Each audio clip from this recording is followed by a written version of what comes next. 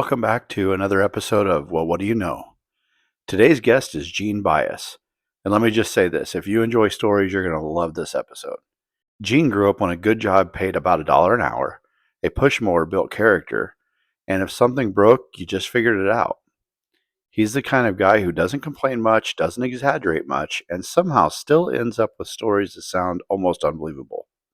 In this episode, we talk about growing up in small-town Missouri, getting drafted into the Army, lifelong friendships, raising a family, and a few moments that may or may not have involved questionable decision-making, all told with the calm confidence of someone who's seen just about everything. He's steady, he's funny in a way that sneaks up on you, and he proves that some of the best storytellers don't even realize how good they are. So buckle up and enjoy my conversation with Gene Buis. Just start with where you grew up, your siblings, your parents. Just tell me all about your family, if you would. Okay. I'm going to start out with my name is Daryl Eugene Buis, and my parents was Daryl D. Buis and Sarah Pauline Buis. And my sister was Shirley May. I can't tell you for sure just where Shirley was born, but I was born in a house in Madison Township and near Canesville. Okay. In a house. It's where I was born, but I can't remember where Shirley was born. So you were born in a house? Yeah. Okay. And we stayed there and moved to a farm place on Bill Lloyd's place. Okay. We lived there till I was in the third grade. Was still in the third grade, and then we moved over to another farm over in Marion Township, where he bought the farm, and we stayed there till I graduated. And then What year were you born, Gene? I was born 1943. 43, okay. Okay. And you go to July the 14th. Okay. Did you go to Canesville schools then through your whole life? To Ridgeway. Oh, you went to Ridgeway. Okay. Yeah. Okay. After we moved. Yeah.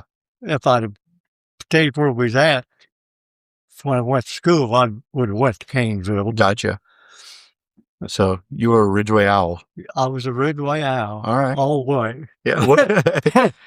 Well, I graduated from I helped Dad on a farm. Yeah. Till I graduated in 1961. I graduated. Okay. And then I went to work for Fordyce Tires in Bethany. Okay. And I worked there till a little after John F. Kennedy was assassinated. I worked there until a little after that, and then I went to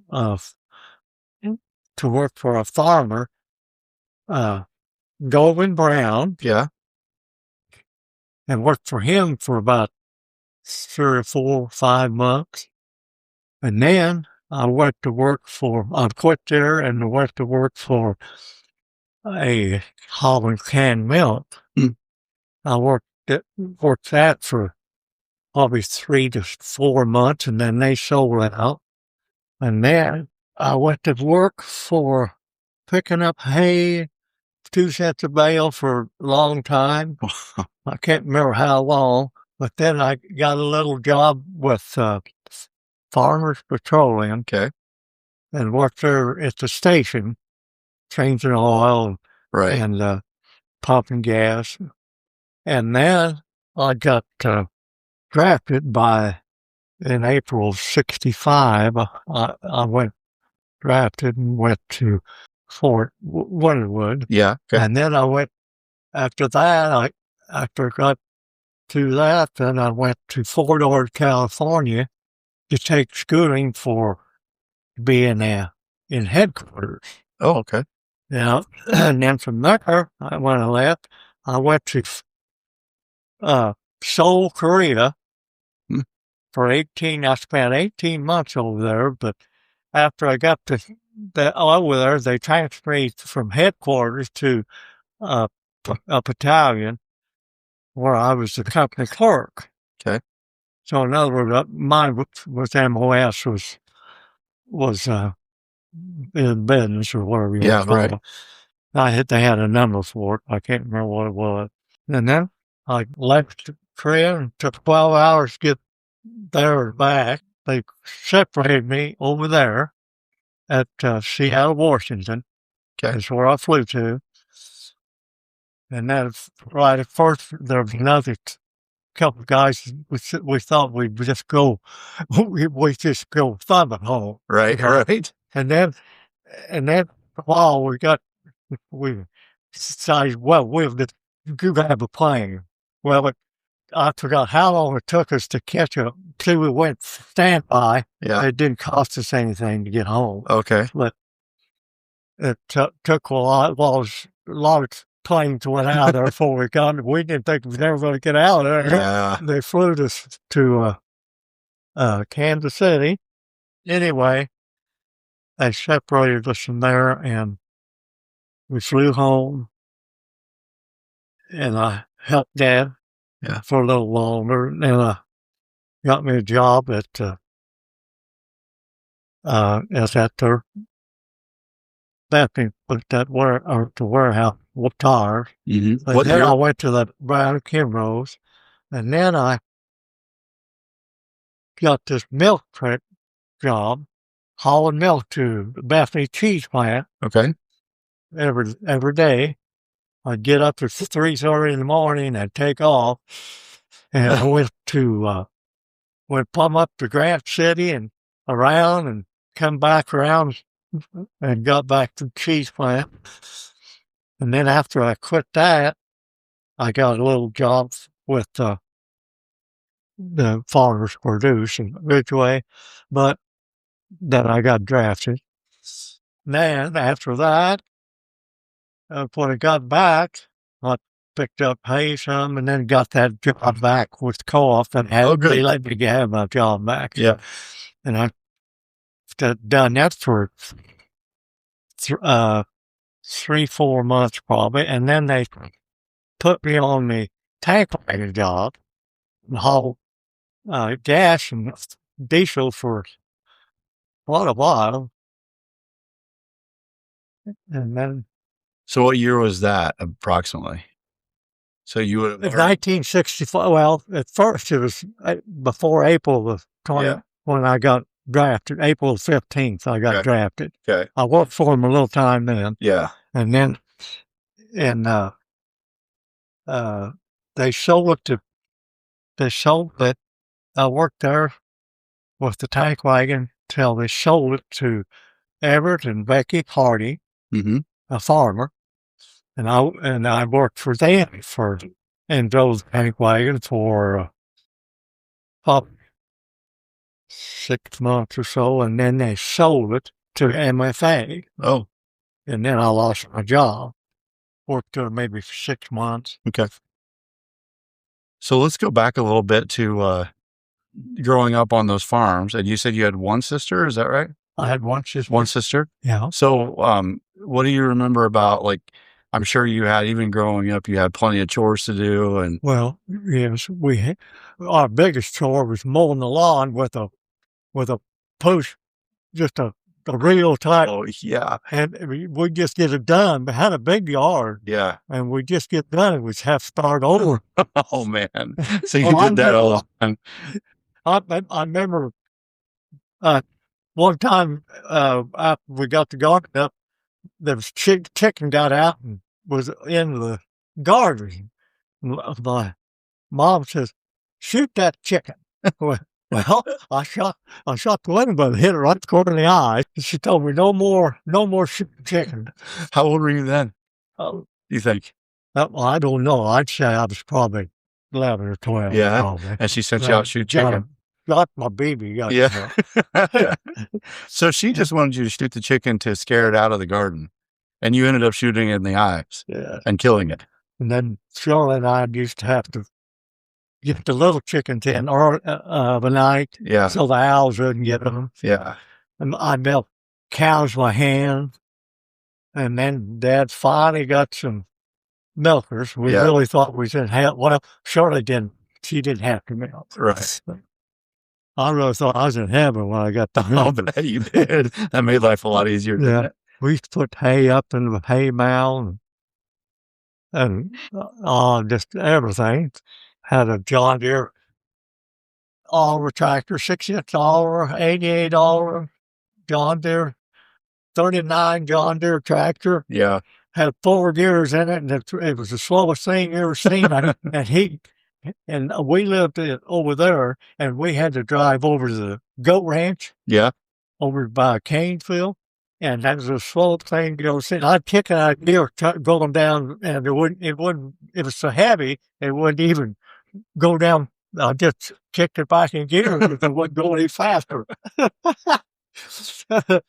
So what about high school? You said high school in Ridgeway. Yeah. What do you remember, like how big your class was going through Ridgeway? Or? My class at first was 25 kids. Oh, And then when we graduated, there was 18. okay. I played basketball, and the only 2 sports we had was basketball and track. Okay. That sort of thing. And the only thing I remember about school was I had to take music for art for one year, and this music teacher, he says, "Well, Bias, are you a pretty good singer?" And I says, "Can't sing a lick." And that's what I told him. He said, "Well, we'll get you to singing." And at the end of the year was up, Yeah. and I started to walk out the door, and he said, "Hey, Bias, what do you want?" I said, "What do you want?" I said, "Come back over here." So I went back in, and he said, "What do you need?" He said, "Bias, you're right. You can't sing a lick." And I said, I told him, I said, "That's what you was supposed to try to do, is teach me how to." And then that's what I think I just pretty well got everything told up. Yeah. And I got it up to Dad where I helped him till after I graduated. Yeah.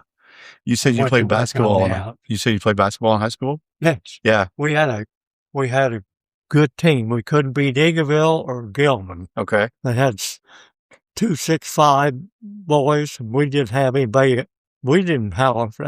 6 foot. Oh, yeah. We couldn't rebound. Yeah. Yeah.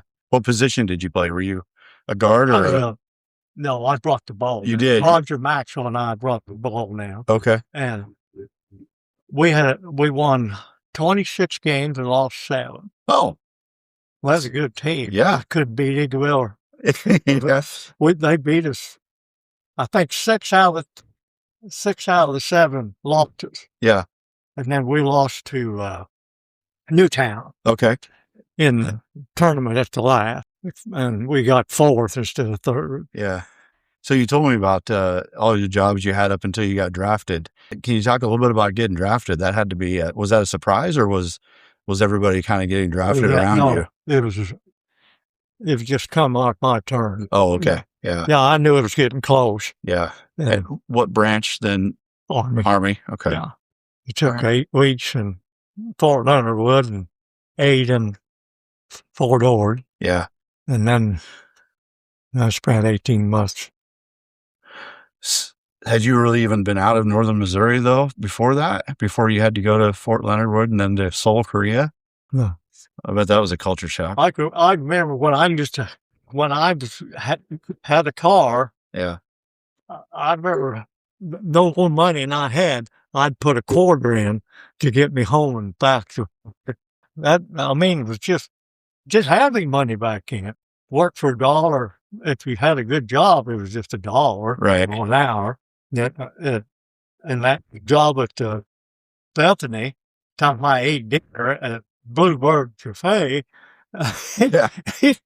I didn't have anything. And I come home one day and I said, "Dad, I quit my job." And he said, "Well, it's about time you quit that job. I wasn't making a bit of money." I said, "Well, I know, but I was working." Then that's when I got the Brown's job. Right. You got it from. So what do you remember about being in Korea? I remember the first thing I remember was how bad, dirty it was. Yeah. And they just stop and pee on the street and you know, or dump if they wanted to. Yeah. I mean, it was nasty, but the food was good. I mean, I didn't have to do much. Right. I had to hit Reveille every morning, though. Oh, The first morning I got there, I didn't know I was supposed to, and he kicked the first sergeant come in and kicked my bum, and I bet I jumped that far. He scared to death. Yeah. But I made Reveille from then on. But we had to sleep out in the below zero weather. Yeah. One night, just for, to irritate you, I guess. They called it training, but it really wasn't training. No. Yeah. No. We lived right by a golf course, and I never even thought about playing golf back then, but I really love golf now. Yeah. So you got drafted and sent to Korea. You didn't get sent to Vietnam. Right. Which I was at. Yeah. That's unusual, though, isn't it, for that time? Well, yes. Yeah. But the other two, there was three or four of us, the same class went to the service same time. And we all picked Germany, and both of them got Germany, and I got Korea. The old buck sergeant, when he says, Bias, you're going to frozen toes. And I thought maybe, it was going to be Iceland or Greenland or something where it was really cold. And they said, no, it's Korea. And I said, well, I'll probably be all right. But it was cold there. I about froze to death a lot of time. Yeah, I guess you don't picture that when you picture Korea, do you? And then in summer, they had the monsoon. Yeah. And you can't hardly get to a cab to go to the beer joint, I call it. Right. I had a good time enjoying it over there. Good. I asked your daughters about some stories that they've heard before. Bud Comer? Well, Bud was my very, very best friend. He was 10 years older than me. Okay. Yeah, I had to run around with him. They said a lot of your funny stories involve him. So, oh yeah. Are there any? I'll take when we was golfing. This is the funniest I know of. We was playing, and there was about I'd say there was about 6 or 7 teams playing together. Yeah, it was on a night of when we all come out and golf, and we got on hole 3, and Bud, he got up there, had his 3-wood, and he swung and hit it, and it went in the water. And he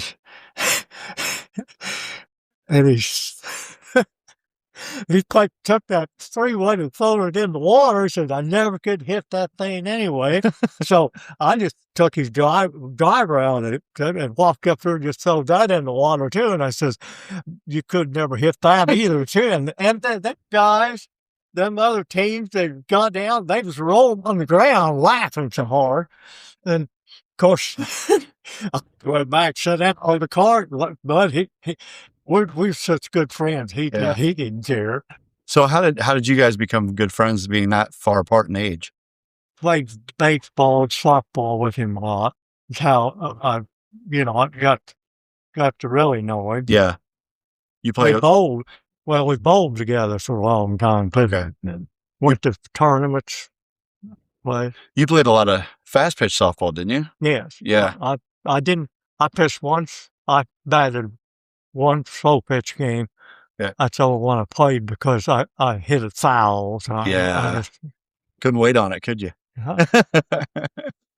So where did you play fast pitch softball? Around here? I played fast pitch. I played shortstop, second, first base, and then I was catcher about all the time. Okay. Nobody else would do it. Was your team around here? Yeah. Okay. Ridgeway. Okay. Yeah. Oh, so you were playing for school? No. For school ball? Oh, no, after. No, after. Okay. All right. Town team. Okay. Yeah. So because they don't really have those anymore, those adult town teams like that. So you were playing for Ridgeway as an adult. Yeah. And Bud played at that time. Okay. And you were playing other towns around here then? Oh, yeah, we played a lot of teams. Yeah. At the last, we in softball, we played both. We played softball. We had a 16 team league up in Iowa. Okay. We went to Mount Air. What's the team?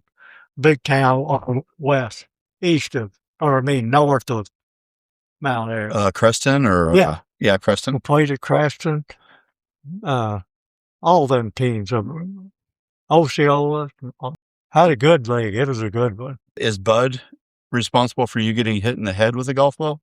Well, I was driving the cart when we was together. We was playing in a tournament, and I seen something, just a feint of something coming, and it hit me right square in the head. And I was driving, and everybody said, "We knocked you out, didn't you?" I said, "Well, no, I drove it all the way up there to a guy's house to take me to the doctor." And Bud was insane. I mean, I went like that, and the blood was just running out of my head. And Bud said, "What are we going to do? What are we going to do?" I said, "Well, Bud, I put my hand on I'll drive up there and we'll stop the cart and we'll get somebody to take me to the doctor." I figured I'd have to have stitches or something. And in fact, he was actually worse than I was. It did give me a what do you call it, where your head it knocked your head crazy for a while. Oh, like a concussion? Yeah. It gave you a concussion? Concussion. Wow. That ball must have been moving. Well, yeah, right in here's where it hit me, right there. Oh, yeah. It's not, it was a lot deeper than that before, but it's grown back in. It was from cancer. I had cancer. Okay. It was cut plumb down to my skull. Oh, wow. When was that? Oh, gosh. Could have been a long time ago. Yeah. But Sue says, that's the biggest hole I've ever seen in anybody's head. Well, I couldn't see it for a long time. It wasn't dandy. So there's a story that I want to get to eventually, but I think we need to set it up a little bit. So you need to tell me how and when you met your wife. I wanted to go with her for a long time. She was 6 years younger than me. Okay. And where did she live? She lived originally. Okay. All right. But she was 6 years younger. See, I was graduated. Yeah. Before I even started going with her brother was a good friend, and they took us out one time. Yeah. That's how it really started. So all she was doing was going out with her brother. Yeah. But you happened to be there. Yeah. All right. Yeah. And when was that? So you were out of high school.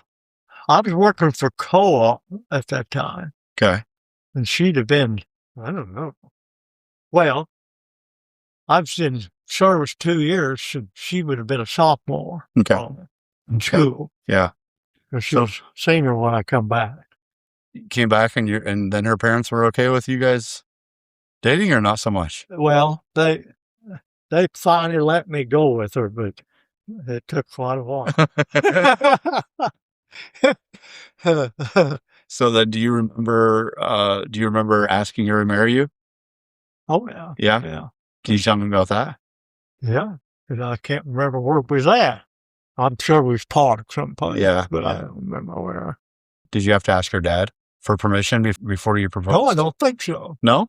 I just asked her if she would marry me, and she said I'd have to go see.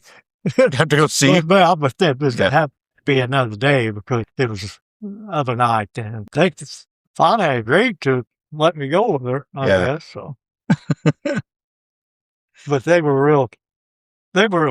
treated me okay. They were real good to me. Good. And when did Paula and Angie come along? Paula, the first one we lost was a boy. Okay. And that was in, we was married a couple of years. Let's see, we got married in 65 in April. Okay. 65. No, it was July. But that's when she wanted to get married because it was hot. Yeah.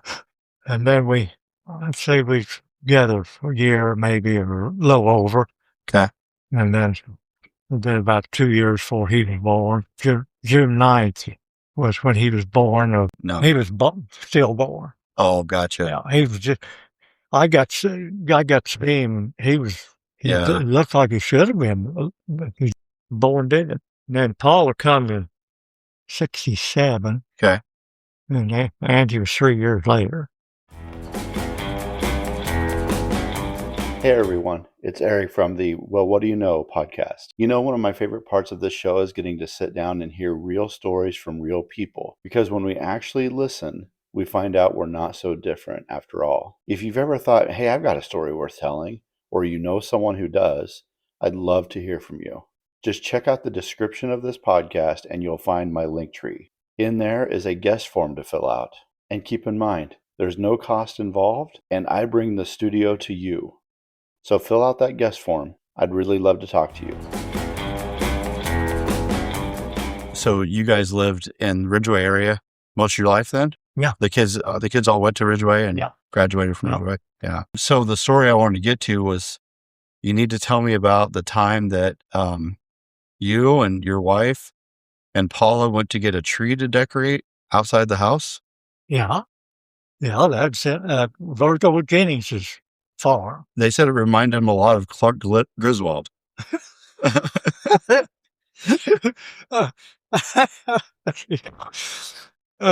Yeah, that, and what, something else happened. They said your wife went off running and tripped and... Yes, and hit her head. Yeah, she fell down and I thought it killed her. But she got up. I said, now, from now on, let's not run. Let's go run. So, yeah. So what were you guys doing? Just going out and getting a Christmas tree? We're getting a Christmas tree, Okay. you know? And it He was... had a lot of them on that long after creek down there. Who did? Virgil Jennings. Okay. And he said we could go down and get one. That's what we was doing. Okay. She was running. I don't know why she was running. She was wanting to beat me to the trees, is what the deal was. Yeah. And I said, well, maybe next time you better not just stay up with me, you know. Walking would make more sense. So back to the jobs and stuff you had after the service. What were you doing for employment, like around the time you got married then and started having kids? I was working at that. I had that little job with the co-op. Gotcha. I got that little job for just a little bit before I went to service. Yeah. And then that's the reason I got it back when I went back. Yeah. So what were you doing then when you got married? Were you still working there? Yep. Okay. Yeah. Okay. How long did you work there then? Oh, well, see, they sold it out. I probably worked there. Well, this was after I got back from service. Mm-hmm. I probably worked there 4 or 5 years, and then Becky and Everett had it about 2 years probably. Right. And then they sold it. And I didn't get a job with them. Right. So what'd you do after that? Well, some of that was, I picked up a lot of the hay. Yeah. I'll tell you that. Bale hay. Well, Larry and I used to work the co-op, but there was a station, and we'd pick up hay till dark after work for years, even after we was married. Sue and I was married. We worked till dark picking up hay to make a little extra money. One time I got paid, and by the time I paid my bills, I had $4.25 left, and Paula come in after I paid all the bills. I didn't have the $4. Right. And she come in and says, Dad, I got to have $5 for gas. And I says, hon, you're going to have to go over to see your mother. She'll probably have $5. I don't have $5. That's just how tough it was back. Yeah. I've known Angie for years. Do you have any stories that'll embarrass Angie that you'd like to tell?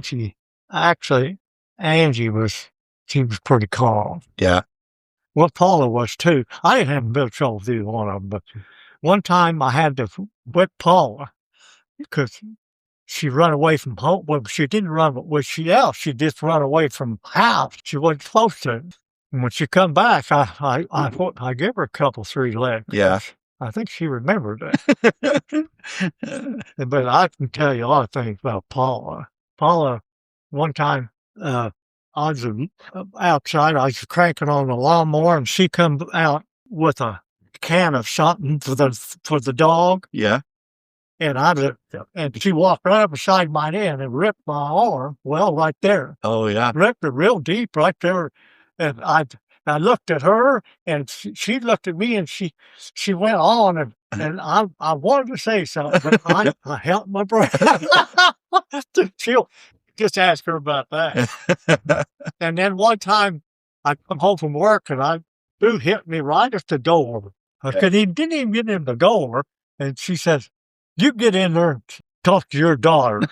Well, I knew that they'd been into it. Yeah. So I went in there, and I said, "Okay." I shut the door, and I said, "Okay, what's the deal?"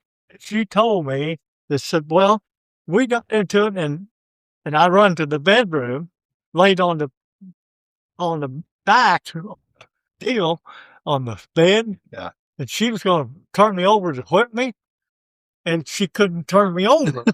and I got so tickled of her telling about that. Yeah. And I want to come out, and she said, "Well, what'd you do?" And I said, "Well, I got to laugh so much I didn't do a thing." She said, "You mean to tell me you didn't whip her?" And I said, "No, I didn't. I just..." That was the dangest thing you ever seen. And Angie, she didn't really cause me the trouble. I don't think I had any trouble even soon. Right. So she was pretty calm. The only thing I remember, I had that 59 Mercury. It was real two-door hardtop. I bought it off of Kirby, the boy. That was his senior's car. I bought it off of him. Had 35,000 on it when I bought it. And I just kept it neat, and I finally just turned it over to Angie. Right. Because she needed the car, and I just let her drive it. All that it was always just junk full of papers and just dirt. Everything at the carpet was just torn up, and I couldn't even believe how she took care of that car. Of course, I never said anything. Right. Well, I'd tell Sue about it, of course, but So I've always known you as a big Cardinals fan, and I'm a big Cardinals fan. I know that that makes you very intelligent, that you're a Cardinals fan. So when did that start? Well, Bud was always a Cardinals fan. Okay. That's how and then we got to going when the Cardinals played Royals. Yeah. And then they went to us. Yeah. We went all of them, Oh, fun. So what Cardinals do you remember seeing in person that you're going to make me jealous? Oh, Kansas City had a good team, George Brant and all that. Oh, sure. Well, shortstop was Ozzie. Yeah. And second base was White, played center field. Yeah. Second baseman was Tommy Herr? Yes. Tommy Herr, yeah. I'm trying to think who put first. Well, for a while at first base, you had Keith Hernandez. Was Keith Hernandez there for a little while when you were watching? Yeah. Yeah. Yeah. I can't remember who played left field, but yeah. And right field. I remember White. Willie McGee. Yes. And Vince Coleman. Yeah. Yep. So you got to see some pretty good baseball. Yes. We took Buds. That's another thing. We all took, when we went, we took, Marnell gave us he got cremated. So we took some dust down, the little teeny deals. Yeah. She had four of them. Yeah. And we got in there. And of course, we couldn't do it. But we went up there and talked, before the game, we kind of talked about over the net. Right. We kind of gradually opened up one at a time. And we dusted. We just got it one way. In Bush? At Bush Stadium? Did you really? Yes, I did. We did. All four of them. Awesome. We did. That's great. That's where we put him. That's great. She wanted him. But I just good with us. We enjoyed it. Yeah. But I don't know. I've done a lot of things. I've done a lot of drinking with Bud. Yeah. And we went to up there at Lamont, when they had that big dance hall. Yeah. We used to dance up there a lot. Yeah. Like K-Bar seat. Yeah. K-Bar seat. Best friend I ever had. So we're wrapping up our time here because we've been at this for about 45 minutes, believe it or not. Can you give me one or two people from your life that really influenced you and put you on a good path? And who would be those inspirational people in your life? Well, let's see. Well, actually, Marnie and Bud were, if something went wrong or I need to ask a question, he answered a lot of my questions for Right. me. Well, Roger and Dick was real helpful to me too. Who were they? They're Sue's brothers. Okay. And Dean Button, he helped me out a lot. He lived out where Ken and Paula lives Okay. now. Well, thank you, sir. Well, I hope you've done you some good. You did.